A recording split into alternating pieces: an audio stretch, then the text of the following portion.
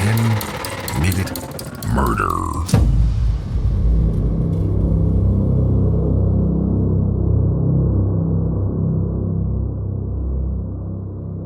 Susan Smith was born as Susan Daniels in 1961.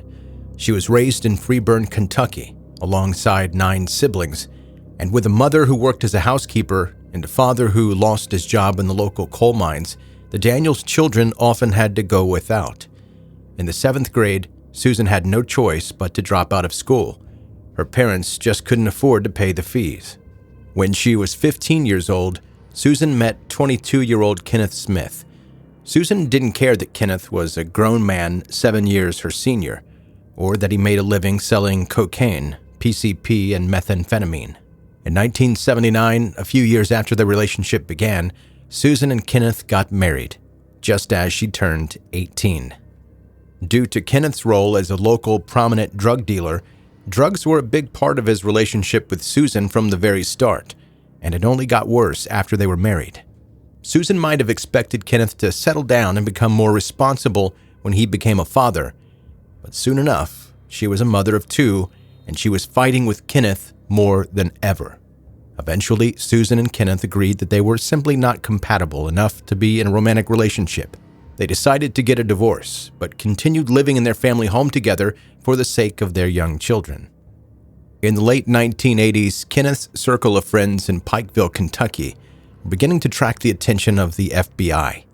Investigators were interested in one man in particular, 32-year-old Carl Edward Lockhart, who was known by the nickname Cat Eyes. Carl had already been convicted of robbery, but the FBI believed that he was planning to carry out more crimes in the future. In 1988, a young agent was assigned to the case, 21-year-old Mark Putnam. Mark was a criminologist who had graduated from the FBI Academy 2 years prior, in 1986. Shortly after his graduation, he had gotten married to his longtime girlfriend, Kathy, before he launched into full-time work as an agent. When Mark met with the local deputy, Albert Hartfield, the deputy strongly recommended somebody who would be able to help the FBI with the case. Albert told Mark that he had a friend by the name of Susan Smith who would be able to act as an informant and share information about Carl Lockhart and his crimes. Mark met Susan and agreed to offer her financial compensation in exchange for her help, and Susan was happy to regularly contact Mark, updating him with any news she had about Carl. In total, Susan was paid $5,000 for her assistance, which today is around $13,000. Thanks to Susan's input, Mark successfully arrested Carl in late 1987, and the following year, he was charged with robbery and sentenced to more than 50 years behind bars. Once Carl Lockhart was behind bars, Mark expected that he would stop communicating with Susan. But for Susan, their relationship had taken on a new meaning. She didn't just see herself as a paid informant for the FBI. In fact, she believed that she and Mark had a special connection. She wanted to continue talking to him even though the case was closed, and even though he was married to another woman. Eventually, Mark decided that he also felt a connection to Susan, and the pair kept growing closer. Before the end of 1988, their close relationship had become sexual, and Susan was overjoyed. They would sneak around together, arranging to meet up at local motels for sex, and driving to secluded places where they could be together. For Susan, it was exciting. However, Mark was anxious. He knew that he was breaking countless rules by having a sexual and romantic affair with an informant. He'd managed to keep it quiet, but if the FBI found out, he would lose his job, and if his wife found out, it would destroy his marriage and family life. Mark decided that he needed to get away from Susan and focus on his career, so he requested to be transferred to Florida, hoping that time away from Kentucky would force Susan to move on from their relationship. A year later, a new investigation into a string of car thefts led Mark right back to Kentucky, where Susan was waiting for him. She told him that she was 4 months pregnant and that she knew he was the baby's father. For Mark, it was as if all of his nightmares had come true. He couldn't just leave his wife to raise a baby with another woman, but he also knew that Susan wouldn't let it go. In desperation, he offered to adopt the baby himself and raise it with his wife, who he believed would agree to stay with him as long as he ended the affair with Susan. Immediately, Susan refused this offer. She was having the baby, and she wanted Mark to raise it with her. On the 8th of June, 1989, Mark took Susan for a ride in his rental car, and then parked in a remote clearing to continue their discussion. He tried to convince her to give the baby up. She tried to convince him to leave his wife for her. It was clear to Mark that they would never agree, and he felt that if Susan had the baby, his infidelity and unprofessionalism would be exposed. He felt like he was backed into a corner, and Susan felt the same way. As their argument continued to escalate and Susan began to slap him, Mark felt like he had no other choice. He began to strangle Susan, continuing even after she stopped struggling and lost consciousness. He later claimed that he panicked and tried to resuscitate her, but was unsuccessful. Once Mark was sure that Susan was dead, he dragged her body out of the passenger seat and laid it in the trunk of the rental car. He left it there overnight before driving out to an abandoned coal mining road around 10 miles north of Pikeville, where he hoped the body would remain undiscovered for years. He didn't turn himself in to the authorities or show any signs of remorse for killing Susan and their unborn child.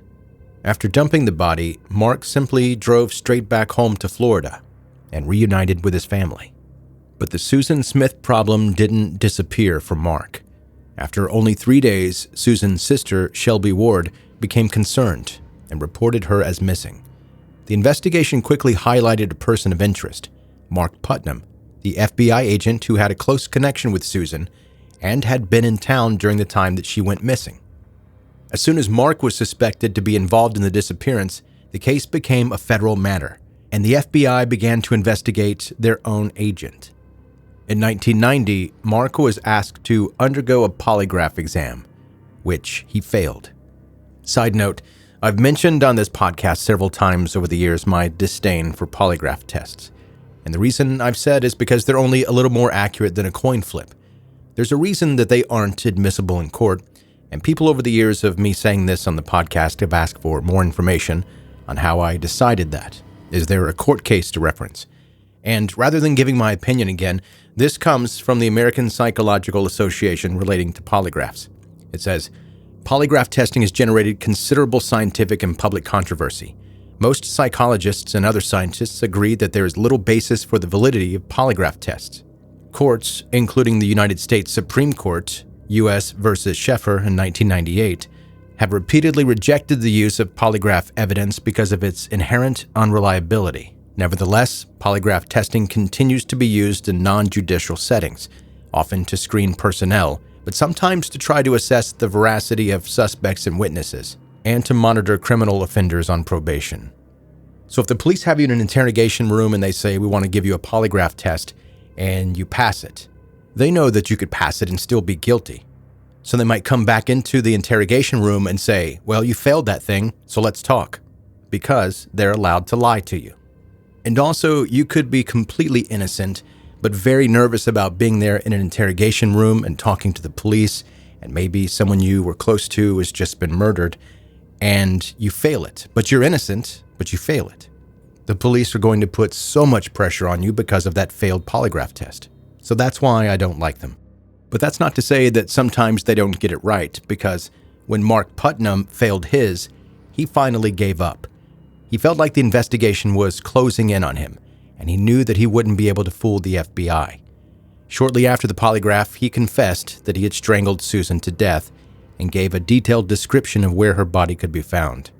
Sure enough, Susan's remains were discovered, and Mark was arrested, becoming the first FBI agent ever to be convicted of murder. Compared to Carl Lockhart, the robber we mentioned earlier, and his 57-year sentence, Mark received a relatively light sentence for strangling his affair partner to death, only 16 years behind bars. Mark was described as a model inmate. He was polite and courteous, never causing any trouble, and always followed orders. Because of his good behavior, he was released after serving only 10 years of his sentence, but his wife, Kathy, who had stood by him throughout his incarceration, had recently passed away due to complications of alcohol abuse. At 41 years old, Mark Putnam was now a free man and a widower. He decided to start a new life for himself, moving to Georgia, and eventually got remarried. To this day, it's unknown whether Susan Smith had ever truly been pregnant or if she was lying about her pregnancy as a way of ensuring that Mark would leave his wife to be with her. In her conversations with Mark, she'd claimed to be 4 months pregnant, and Mark had been convinced that she was telling the truth. But when the remains were examined during an autopsy, the medical examiner found no signs of a fetus.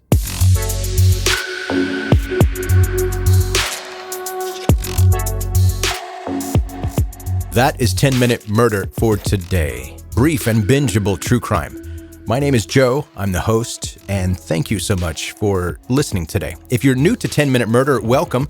Crack open a fresh Bailey's. Glad you're here. Make yourself comfortable. And please subscribe now wherever you're listening to this podcast, and you can more easily catch up on all the back episodes. Connect with me on social media to see the pictures of what we talk about here in the podcast. It's never gross or graphic. You just see the people and the places that we're talking about. There may be crime scene photos, but I promise you, I will never show you something that's going to gross me out. And I have a pretty low threshold. I don't like nightmares, so I don't want to see that stuff. So I'm not going to share that with you. Even if I wanted to post gross crime scene photos, Zuckerberg would kick me straight off of Facebook. And hey, if you like this episode, please leave a rating and review on Apple, Spotify, Audible, or any place that is possible. I really enjoy getting your positive feedback. All right, that's going to do it. That is your episode for today. Thank you so much for listening to 10-Minute Murder.